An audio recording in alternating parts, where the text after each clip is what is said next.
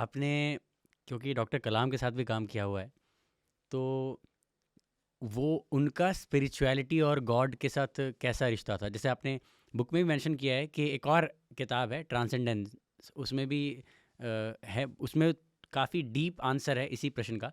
थोड़ा आप संक्षेप में आप बता सकते हैं डॉक्टर क... स्पिरिचुअलिटी और गॉड का हाँ कलाम जी के साथ हाँ जी। रिश्ता? ये जो मैंने सीखा कि स्पिरिचुअलिटी और साइंस सिक्के के दो पहलू हैं, वो उनसे सीखा है, उन्होंने बताया था। मेरा ओरिजिनल कुछ नहीं है, हमारे मेरठ में ऐसा कोई नहीं बताता। तो वो मैं उनके पास आ गया था, तो उन्होंने मुझे बताया कि साइंस और स्पिरिचुअलिटी एक ही सिक्के के दो पहलू हैं, उनसे सीखा मैंने। तो उन्होंने जाते समय उनकी आत्मकथा में लिखा हुआ है कि 3 फंडामेंटल होते हैं जीवन के।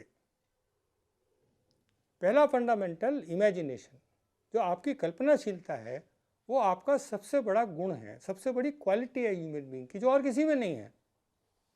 दूसरी आपकी सात्विकता, प्योरिटी। सात्विकता का मतलब साधु से नहीं है, प्योरिटी। और तीसरी फेथ इन गॉड। तो ये 3 चीज़ जो हैं, ये आधार स्तंभ हैं जिसके ऊपर पूरे जीवन खड़ा हुआ है। एक इमेजिनेशन, कल्पनाशीलता, दूसरी सात्विकता अर्थात प्योरिटी, और तीसरी भगवान में विश्वास। तो इन 3 चीज़ का जो पालन करते हैं, उससे 3 डेरिवेटिव बनते हैं। मैथमेटिक्स में डी एक्स बाई एक्स का फंक्शन होता है, d x by d y होता है। तो d s by d t velocity बन जाती है, d v by d t acceleration बन जाता है। तो ये तीनों चीज़ें जो पालन करते हैं, कौन सी तीनों चीज़ें? कल्पनाशीलता की, सात्विकता की और भगवान में विश्वास की। उनको 3 डेरिवेटिव मिलते हैं। इमेजिनेशन वालों को राइचुअसनेस मिलती है, वो कोई गलत काम करते ही नहीं। वो पहले ही सोच लेते हैं कि यार ऐसा करूँगा तो ऐसा हो जाएगा मेरे साथ, तो वो गलत काम करते ही नहीं, वो बबूल के बीज बोते ही नहीं। वो डरते हैं कि यार इसमें से बबूल निकलेगा, फिर क्या करूँगा मैं। गलत काम नहीं करते वो कभी, क्योंकि उनके अंदर कल्पनाशीलता होती है कि मैं ऐसा करूँगा तो मेरे साथ ऐसा हो जाएगा, मैं नहीं पढ़ूंगा तो फेल हो जाऊँगा, मैं बेईमानी करूँगा तो मैं अरेस्ट हो जाऊँगा किसी ना किसी दिन जाके, मैं रॉन्ग साइड में चलूँगा तो एक्सीडेंट हो जाएगा मेरा। इतनी तो कल्पनाशीलता होती है उनको। जो लोग प्योर होते हैं, वो जो कहते हैं, जो सोचते हैं, वो ही करते हैं, वो झूठ नहीं बोलते किसी से। तो अब मैं आपकी मदद करूंगा तो इसका मतलब है मदद हो जाएगी, ये नहीं कि मैं मदद करूंगा बाद में जो समय आया तो मदद नहीं करी। तो उनमें इंटीग्रिटी होती है। तो प्योरिटी का जो डेरिवेटिव है वो इंटीग्रिटी है। और जो गॉड में फेथ करते हैं उनके अंदर करेज होता है। अरे भगवान देख लेंगे यार, करने दो मुझे।